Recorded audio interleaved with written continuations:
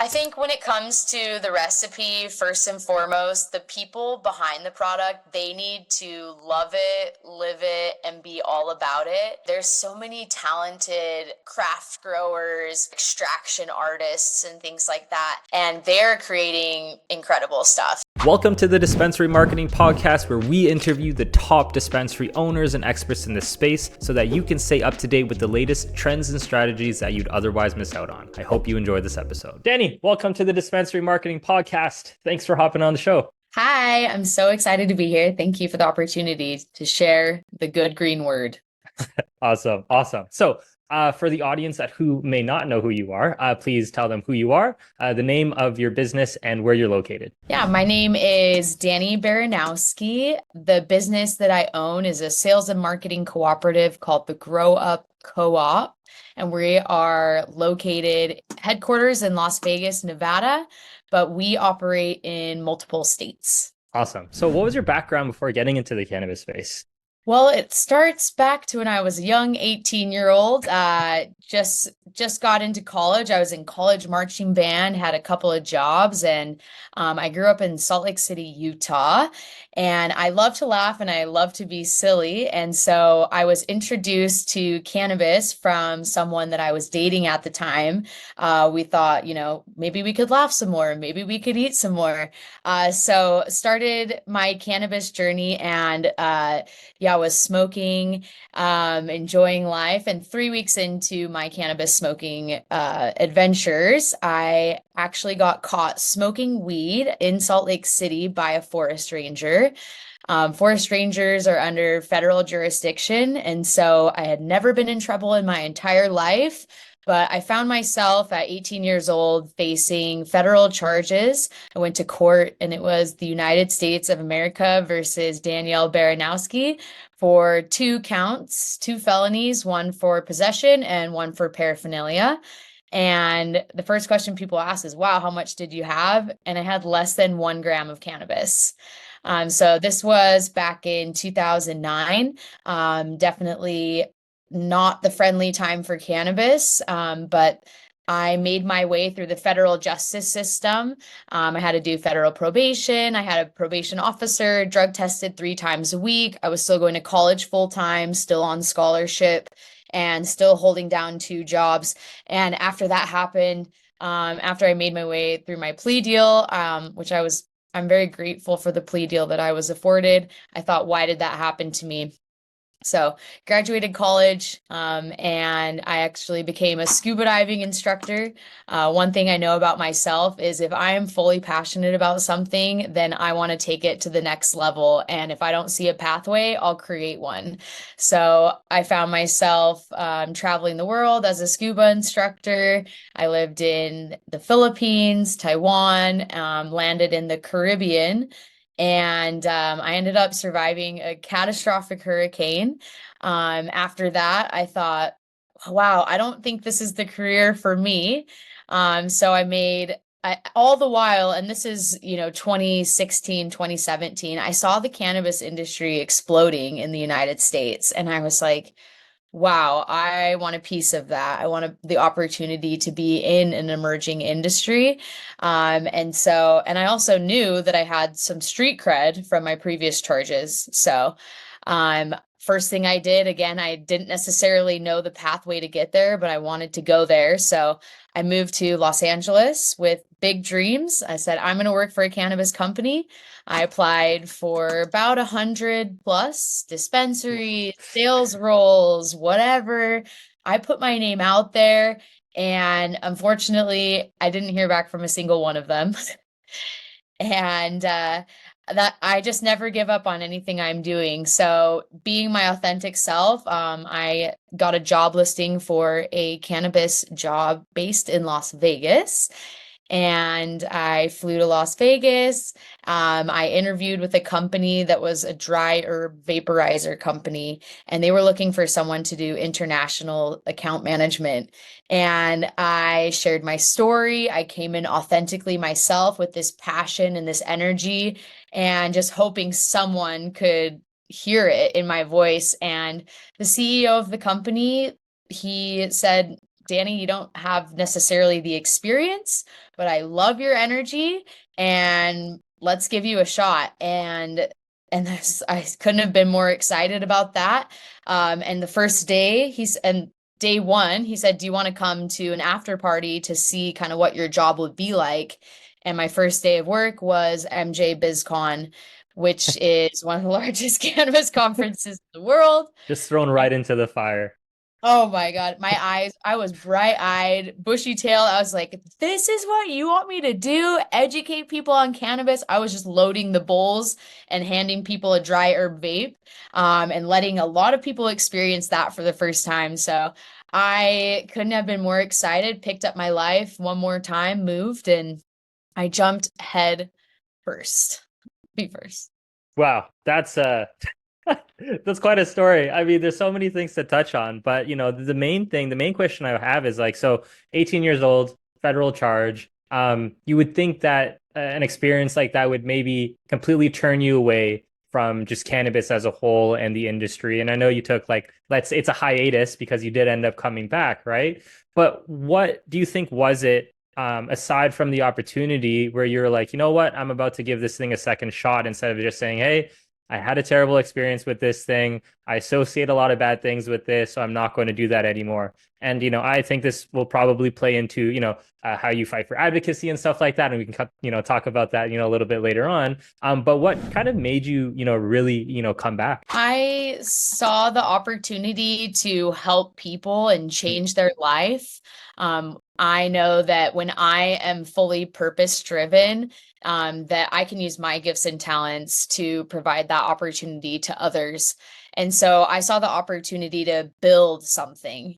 And so I have a very entrepreneurial system. I'm always thinking, how would I do that? And I saw a lot of like-minded people like myself, that were jumping in. And again, building a new industry was like the cowboy Wild West. Growing up in Utah, I wanted to be a mountain man when I was a little kid. And just that opportunity of blazing a new trail, that was exciting to me. And again, just going where others had not. I was interested in not being dull and being authentically adventurous and yeah, just really trying to figure it out as the entire world is also simultaneously figuring it out. Right, right. So, when people start businesses, it's often starts with an idea, but then you iterate it, 10, 20, 50, 100 times, however many times to kind of, make it work, and the iteration and the evolution of a business continues, right? But from when you were at MJ BizCon, you're like, okay, I'm back. You announced your comeback kind of thing, right? What did the next little while look like for you in terms of starting, your own thing in this newer industry that that's a completely different world than what you were open to before? What did that look like when you first got started there? First thing I did is I came in like a sponge. I wanted to learn everything from everyone. I wanted to know different aspects of business that I had never been exposed to. I wanted to know what logistics looked like, how international customs worked, how we were getting around,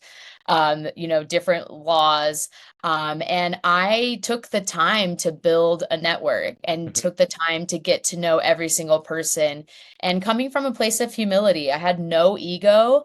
I was just so excited and truly, like I said, like a sponge, absorbing as much information as possible, all the while as someone that didn't necessarily have a traditional background or C-suite experience, I was taking LinkedIn classes at night.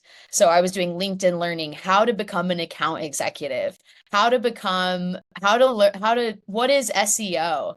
Yeah. And so I was sharpening my tool belt because I knew that, selling dry herb vapes, that was not going to be my forever, but I definitely wanted to be an attractive candidate.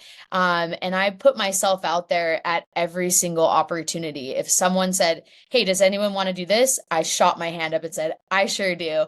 And it really was just learning from all these other people that were building too. Everyone is and was so happy to share the work, share what they know, and grow together.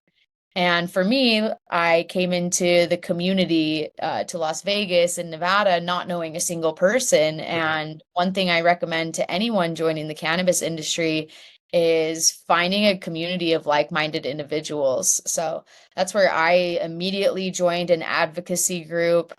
I was so inspired by the stories I was hearing. I thought it was incredibly impactful, the difference that a group of young hustlers and entrepreneurs could make, just with the collective power. So meeting up with these other people, that's where there was a lot of idea sharing, bouncing things off of each other. And then on the other side of the industry, right? Like there was some, challenges. It was me talking to them and figuring out, how could I overcome this? How did Mhm. you overcome that? What was missing there? And what do we need to continue building toward? Right. So, what would you say to someone who's looking to get into the industry? So I know you essentially did everything under the sun, right? I'm a young adult, trying to break into the cannabis industry. Let's just say it's yourself, right? You see it's still as an emerging industry, right? And you just don't really know what to start. You sent out your resumes to a bunch of different people. You haven't gotten anybody coming through. Like, what are the things that you would say to, again, like a young adult that's trying to just get into the space? Yeah, first things first, finding your local advocacy group Mhm. or business trade organization and spend the time volunteering. The people that I volunteer with are community leaders. They're people that see a macro vision, but that's where you're going to get those connections. That would be my first advice. So joining a trade group, an advocacy group, um, whether it be patients or business, wherever your passion lies, finding the people that are doing the work there. The second point I highly recommend is, and I think it's a bit counterintuitive when Mhm. people think of the cannabis industry, is get your LinkedIn up to date, get it in order. LinkedIn is the most friendly platform for cannabis professionals and cannabis in general. Yeah. There's so much idea sharing, and we're in a nascent stage of the industry, so it's just foundational beginning. That's where people are coming to, some people are coming to brag, and a lot of people can learn tips, ideas. You can see what's going on in other markets, but the cannabis industry is like, several tiny little markets all over the country and the world. You can learn a lot of lessons and apply them into yours. So I would say join the advocacy group, get your LinkedIn in order, and continue being a sponge, but putting yourself out there. The squeaky wheel gets the grease, and waiting around for a good opportunity. It might happen, but it's going to be a lot faster if you're the first one, like I said, to raise their hand and say, yeah, I want to help. Yeah, I want to spend my late night going to a seminar about cannabis policy, even though I don't know even what cannabis policy is. But why not put yourself in the room with other people and other leaders that could help? Right.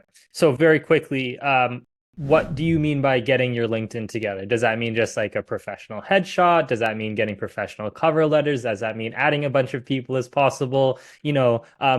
How would one get their LinkedIn together? What does that look like to you? I think first and foremost, identify where you want to go and Mhm. put that on your page. So, having a nice picture of yourself, that's important.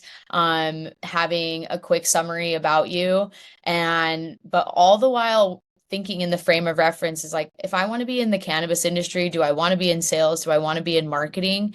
How can I position the skills and the gifts that I already Mhm. have to fit into what that might look like? Am I really adaptable? Stuff like that. Really thinking through that well, maybe second or third point here is following this network in the cannabis industry, finding those people, just learning from them. And yeah, those would be my tips. Awesome. Awesome. So another big one is joining the advocacy groups, right? So, what would be the goal of an advocacy group once you join the group? First and foremost, finding like-minded homies. That's it's a group of people that have one common goal. They're passionate about something Mhm. together. And that's where opportunities happen. That's where someone says, hey, I actually need some help with being a brand ambassador. Are Mhm. you available? Do you know someone? Or, hey, for me in sales, it's like, hey, I heard you're selling this. Do you have some for me now today? But those conversations are kind of like the tertiary aspect is like, first we're, getting the work done, and secondarily we're having these high level conversations and these opportunities that come to fruition because we're together. Right, right. So you've been doing this for a little while now, right? Yeah.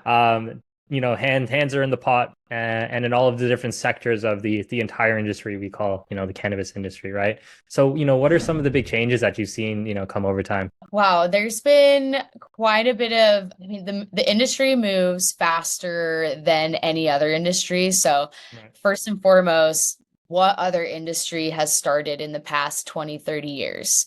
Maybe tech, you could Yeah. say, but Some really the AI cannabis, maybe, but yeah, this industry truly is it's its own beast, and it has so many different nuances and interesting things going on. And then alternatively, as public perception is shifting, different laws are changing, it's also advancing really fast. So Mhm. you may have heard this probably from another guest, but we say, at least in Nevada, if you've been in the cannabis industry, it's just like dog years. They're moving. 1 year is 7 years. So you have to be able to move really fast and adapt quickly, or you're going to get left behind.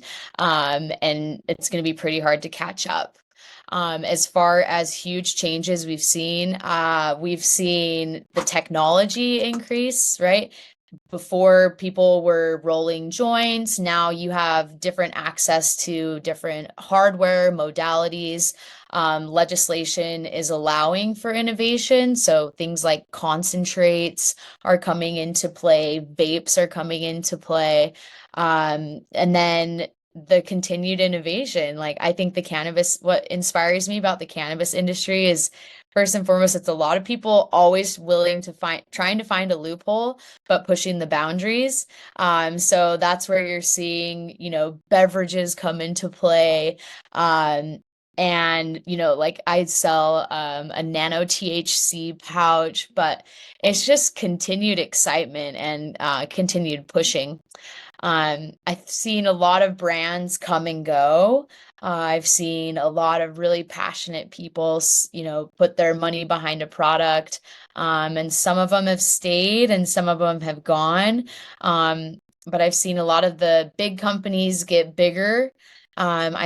Listened to one of your guests from our neighboring state, Arizona, Lilac, just the other day, saying, there is a race to the bottom as we're Mhm. trying to navigate what commoditization and brand, how do those two worlds live together? I thought that was a really important point because I'm a big believer in the brand and, celebrating the craft and the art of cannabis, and not missing out on those points. So when it comes to how has it changed, it's moved really fast, innovated really fast. There's been some money that's been made, but there's been a lot of money that's been lost. And I think the people that continue to move with a positive attitude and stay involved in the community, those are the ones that are still going to be here. Yeah, it's interesting. You're right. It is such a super fast-paced environment, and with so many things changing, you're just not even sure if the assumptions and the hypothesis that you have currently, as it stands, are going to stand the test of time, right? So it's more so it's a game of, if you do want to last long, it's like, how are you able to pivot and make changes and to just adapt to the different changing environments as best as you possibly can, right? Very quickly, nano THC pouch. Talk to me a little bit about that quickly. Yeah, so kind of briefly back on the sales and marketing cooperative. So I represent smaller or niche brands that align, that we very much care about the plant. Right. Um, and I bring them to life in the community in a different way than just putting them on the shelf and saying, see you later. Yeah. So introduced to a company called Voon. They're wonderful people from Sweden. They're neuroscientists that came from a background of understanding how pain and medication can be delivered through the brain. So pouches being kind of more of a cultural thing you see in Europe or other Hmm. places, they thought, could we put nano THC in a pouch and have similar effects? So Is this like a Zen in your mouth pouch kind of thing? Acts as the same. Okay, cool. yeah, it's interesting. 15-minute uptake. It's not as intense as an edible. It's a sublingual. You can use it as a tea. But just providing people different opportunity. People that want to medicate all day, this is truly one of the most discreet ways to do it. Right. So are you finding, so is it Sweden, right? Hmm. Are you finding a lot of people, this is now becoming more of an international thing? I think, Germany, legalization, I think Thailand had their thing like last year, stuff like that. Like, are you finding this is now becoming, I wouldn't even say international because it's like cannabis as a plant has been very international, but just more so internationally connected through, let's say, legal means. Are you finding that with your stuff? Yeah, well, I would say being in Las Vegas and Nevada, we are the hub for Mm, international tourism. And through some of the advocacy and the work that I have done, creating the opportunity for consumption lounges, people from all over the world are traveling to Nevada. They get to experience that, and then they're taking it elsewhere. yeah. So everyone has the internet, and I think that when people get the opportunity to try cannabis in legal states in Canada, places like that, they're taking it back and they're innovating and saying, what can we do here? And then same thing as how it was in the United States, people operating in the gray until they can find a pathway into the green market.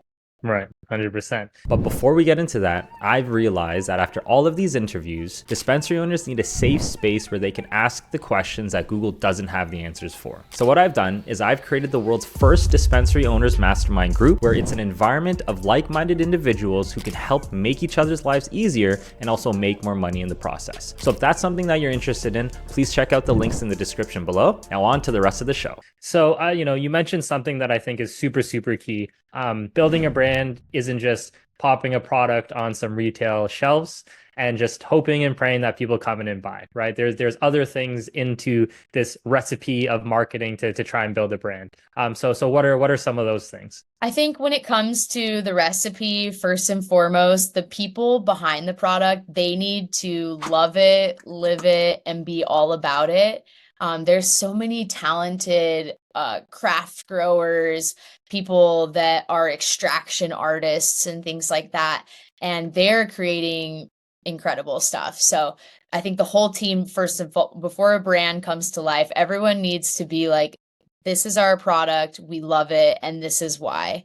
When it comes to bringing it to life in the community, it's having that authentic connection right away, uh, having marketing that is representative of the people. I think a lot of brands will miss by just being all over the place, not really being sure like who is our demographic, what does our product do? We're trying to reach everyone. At this moment in time, I think speaking directly to the consumer, one thing that I very much focus on is bringing it to life in the community. There's Mhm. deeper connections that can be made and through a conversation you have with someone rather than just like, hey, we made this product for you to get high, right? That there's so many people have Right. deeper connection to the plant. So making sure that your marketing is authentic and consistent and not all over the place. And like furthermore, just having a marketing plan and a vision. Yeah. I worked with a lot of people or a lot of companies that just never really had those foundational pieces, that vision. So they do get a little bit scattered and they get all over the place. So Right. aligning on that and being consistent. Yeah, like, I think a lot of people they decide that they want to start, honestly, it's any business, right? It doesn't necessarily have to do with this industry, but just business as a whole, right? I start this thing, I'm super, super excited. I personally think sample size of one, this is going to be the next greatest thing and it's going to absolutely blow up. And I'm just going to, kind of do a bunch of things, right? But similarly to what we were chatting about before, like we have current assumptions and current beliefs, and then we make decisions on those current assumptions and beliefs. But if you don't go out and, like you say, speak with the customer, get actual data points, just get the feel of how people are interacting, you really can't make informed decisions, or you're essentially shooting in the dark, right? So, we're on a podcast, you and I can chat, we can go back and forth, and I can get an idea of, okay, moving forward, these are the podcast questions that I think really resonated with guests. These ones didn't really resonate as much, right? But if I then send you a survey and say, hey, Dani, can you fill out the survey? What do you think of our podcast, right? And you do the NPS score and you just, okay, maybe it was an 8 or maybe a 9. You know what? Just put a 10 there. Why not, right? I don't get as much data to then make those better informed decisions moving forward. So I think exactly what you said is incredibly important. It's about talking to your core demographic. And if you don't talk to your core demographic, you'll really, really know, right? You can say, hey, I've actually spoken to 100 different people who have tried my product. This really didn't resonate between the ages of 18 and 24 because it seemed like an older person product, right? Or this really didn't resonate with 30 to 60 because it seemed like a younger person product because the product name was, I don't know, cotton candy bubblegum vape flavor, right? Or something like that. So I think what you're doing is incredibly important, but also highly overlooked because people just want to skip this initial step, but they don't build up those foundations of exactly what they want to do moving forward.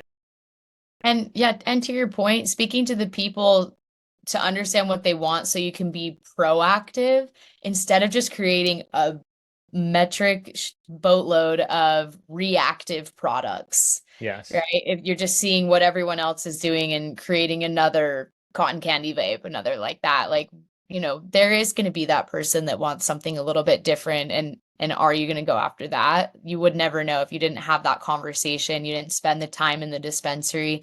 You didn't talk to the bud tender who said, I have a lot of patients coming in that want XYZ. Yeah. Okay, well, yeah, let's get that going for you. Right, 100%.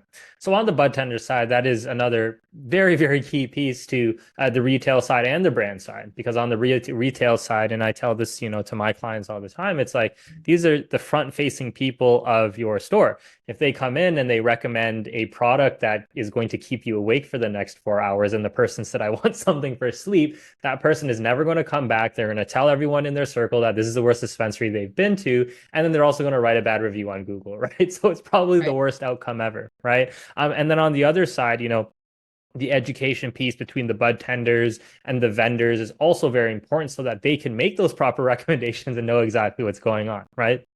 So what does that relationship look like between you and the bud tenders and the vendors? And like, how do you connect those all together essentially to make sure that the training for a bud tender is the best as possible? But first and foremost, for my company, we do the sales and the marketing, and bringing the brand to life, and education is the most important thing. And your bud tenders are the front line. You said it directly, right? If I come in and the bud tender has a bad experience, or the customer has a bad experience with my product, word of mouth is going to spread like wildfire rather.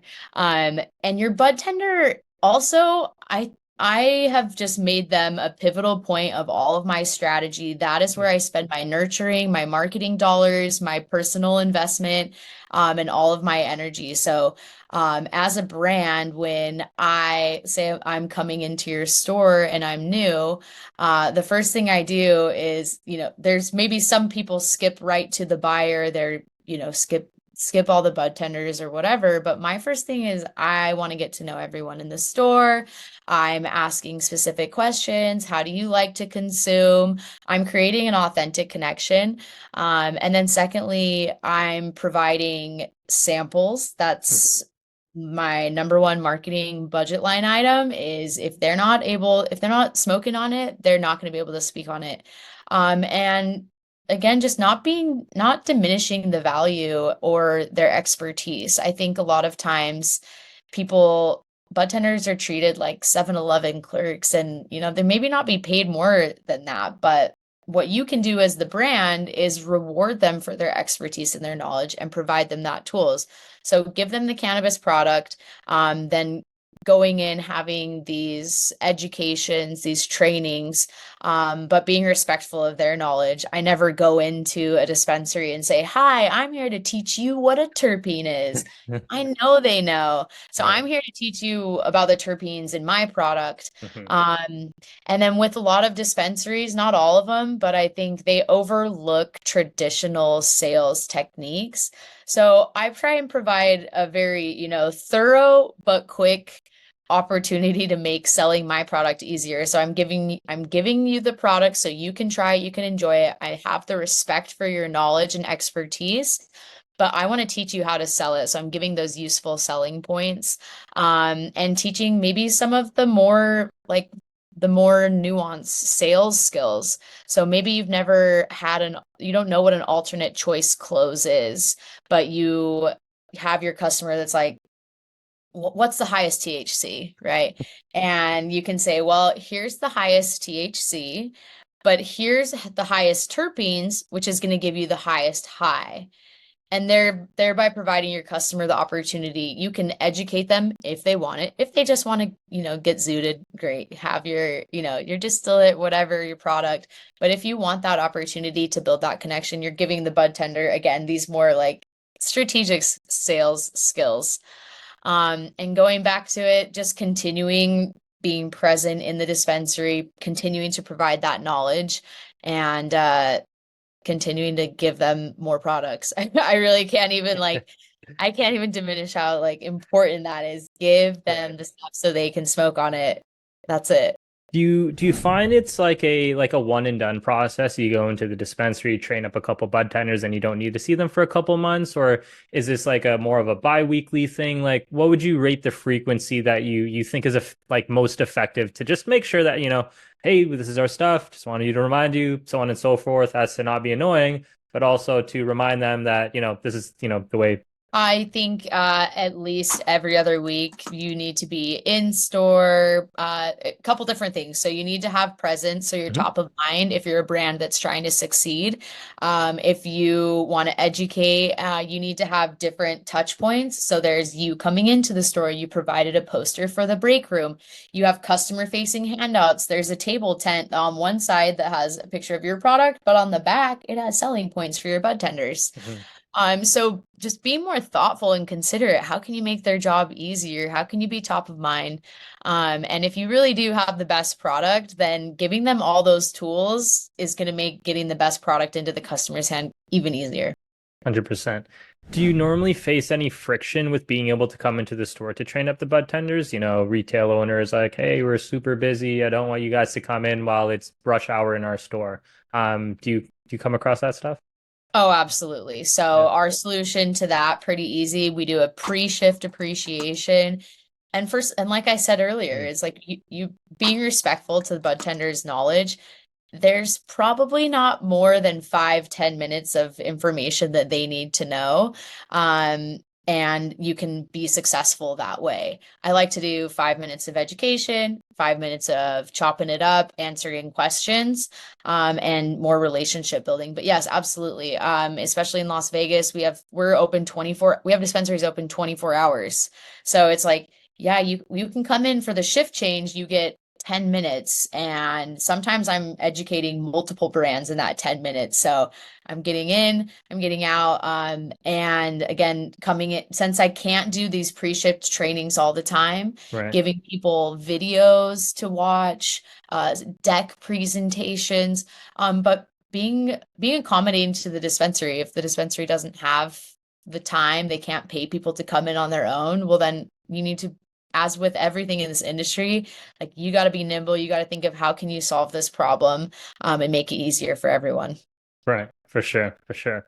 So, it's clear to me that you have more of a holistic approach to marketing, right? We're talking about the bud tenders, we're talking about brands and interaction and how we work with, the retailers. There's just so many aspects of what you do, including sales. And I think just very quickly to taper off any dispensary owner who is kind of reluctant to help their bud tenders get the traditional sales training, like you said, the alternate option close, if you will. like you can boost your cards by 15%, 25%, just very, very easily just by asking a few simple questions, or, kind of using the assumptive close and being like, hey, do you want this or this? That sort of thing, right? And I find that, again, the dispensaries that I work with, they do the foundational things at a world-class level, right? It's not like they go and they get a Super Bowl commercial and they spend $500,000 on marketing or whatever it is, but it's like, do you have a core team all the way from the bud tenders to the general managers to the regional managers, however big your store is, right? And doing it like really, really well, so you can squeak it out. Because like if I go to someone and I'm like, hey, you can, increase your average cart size by 5 to 15%, is that something that you'd be willing to do? And you don't have to pay any more money. They'd be like, heck yes, of course I will, right? So, I think what you're offering is really, really awesome. So a few things that we spoke about before is also doing things within the community, more so like the guerrilla marketing campaigns and stuff like that. The feet on the street teams, however way you want to say it. What were some of your favorite campaigns that you've run? So we are always thinking, how can we integrate into the community, be a little bit different. We had the opportunity to create a consumption lounge at the NBA All-Stars tournament. So this was in I'll just keep it loose. This was in a state that was medical only. And as per the regulations, you could only consume in public if you were having a medical emergency. And so me and my team created the medical emergency tent that had multiple smoking devices in it, vaporizers, things like that. But, if you were having a true medical emergency, again, it was not providing any cannabis, nothing like that. We're here to provide you that experience. So just being, finding that loophole, like I said, being creative and differentiating, that was fun. Another one, I partnered with the American Lung Association as a cannabis company. Yeah, as a cannabis company, you're like, what? And even they said that too. I've done it a couple times now, but being one of the top fundraisers, but people that are experiencing lung cancer, things like that, they still want access to holistic options. But we, partnered up and we did a scale the strat. So we, running up the stairs of the stratosphere, I created a team of, it was called Team Climb Higher. So I had different dispensaries all came in under my brand. So my brand donated the money, and then I provided an opportunity for them to be engaged in the community in a fun race. And then we all raced and all wore the cannabis brand merchandise, so getting free marketing. And then we also had like non-infused samples. So I was giving people out, different conversations, but again, just positioning myself as a brand to have these very organic conversations with people that might not have ever stepped foot in a dispensary. So differentiating and never wanting to be boring and doing the same thing that everyone else is doing. Like, how can we be different to make an actual impact? Right. Those are probably my two favorite. I could go on. I'm sure you can. I think a question that I have, I would say I'm more of a data guy, right? Where these marketing campaigns really, really awesome, and I actually do believe more so in brands now than ever. Whereas before I was like, how can you attribute making sure that the person that saw your campaign is actually going to buy in and stuff like that, right? Like I used to be very, very heavy on that sort of thing, right? How do you kind of mix the blend of those two together though, where it's just like, you have this brand, it's a really cool campaign, we did an MBA stuff, and then just kind of sell that to the brand and say, hey, we might not be able to say that person in this medical tent had a direct, correlation to somebody purchasing, but the brand awareness is exactly that. So do you normally pitch the brand awareness play, or do you have some sort of other angle that you do to tackle those conversations? It's an A/B for Yeah. sure. Some of them are easy. I can point back to an ROI. I can say like, yeah, my team is going to be activating at this, this fashion show for the Right. Salvation Army. And we're going to be giving out non-infused samples with the bounce back to the dispensary.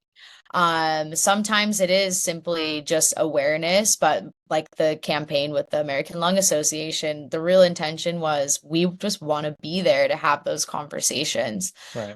But as best as I can, I'm always trying to point it back to an ROI. And I think cannabis is so challenging because we can't advertise with traditional marketing methods.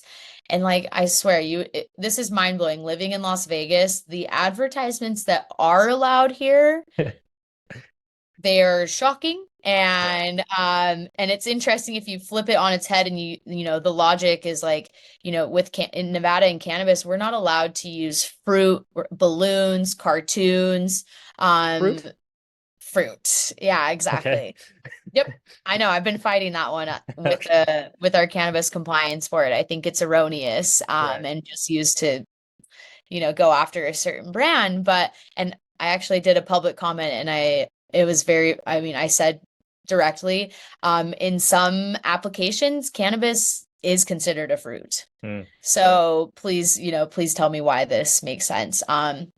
But going back to marketing, it's like, we do have to be clever, we do have to be creative, and the ROI sometimes is just having the opportunity to be present, having the opportunity to participate as a cannabis company. And it's a slow burn, pun intended, but Right.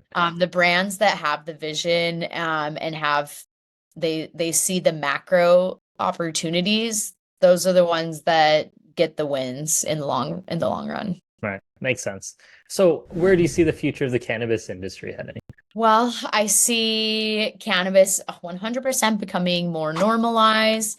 I see it as regulations decrease. I think opportunities will increase. Mhm. Um, we've seen it kind of in the United States right now, but they're allowing cannabis in the hemp beverages in the liquor store. Baby So steps. baby steps, exactly. So opening it up to allow people to have the freedom to consume and imbibe however they wish, that's going to continue to grow. When it comes to the business side, I think we are experiencing an extreme hardship. I'm not going to gloss over that fact. Money and capital and investments are hard to come by. So now more than ever, it's important to have a lean, mean machine, run tight and be smart. Especially the fact that I work in the sales and marketing cooperative, to your point earlier, is like, how can I prove an ROI when there's a very slim marketing budget? Well, definitely better be effective and Mhm. continue to grow sales. So all that to be said, consolidation is going to be happening. Some people are going to get really big. But as with any industry, there's always going to be the organic farmers, the people that want craft, they want an elevated experience, and then there'll be the people that, want the Everclear or just that cheap buzz. Right. So see some So, are you more optimistic, more I'm pessimistic, or just kind of somewhere in the middle? pragmatically optimistic. Okay. All right. Fair enough. That's a good one. Yeah, like I said, I came into the Nevada cannabis industry year one of being adult use. And like I said earlier, that's in cannabis years, that would be about 50 years I've been in the industry.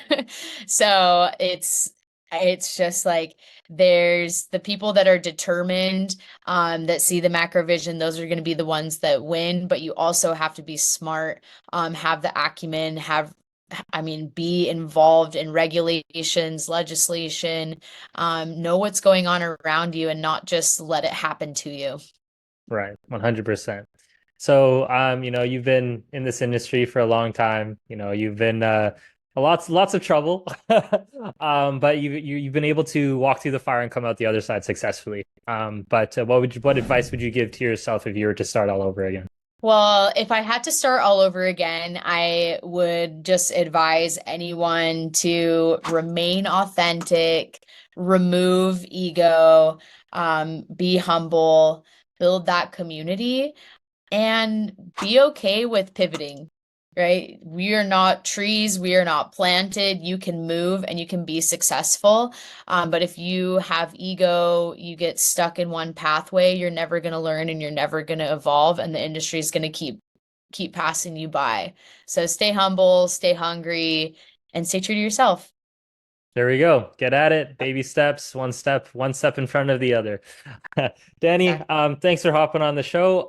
Where can people find you if they want to get in touch? You can find me on LinkedIn. My name is Dani Baranowski. You can find me on Instagram, The Gypsy Sorceress, or my company's page, The Grow Up Co-op. And you can find me out here in the streets of Nevada at your local consumption lounge, enjoying a cannabis cocktail with my friends, or taking a business meeting there where we discuss the next high-level change and opportunity we're going to make. Awesome. Boom. Well, there you go. Everyone who's watching still, thanks for listening to the Dispensary Marketing Podcast. I'm your host, Brandon Kwan, and until next time, I will see you guys later. Thank you for listening to this episode of the Dispensary Marketing Podcast. My name's Brandon Kwan, and I'm the founder of Cannabud Marketing, the #1 marketing agency of choice for dispensaries, both in the United States and in Canada. If you ever want to get in touch with me about any marketing strategies, tips, and tricks, I can definitely help you. Just go visit our website at cannabudmarketing.com. That's CANNABUD marketing.com, or just check the links in the description below. Until next time, talk to you later. Bye.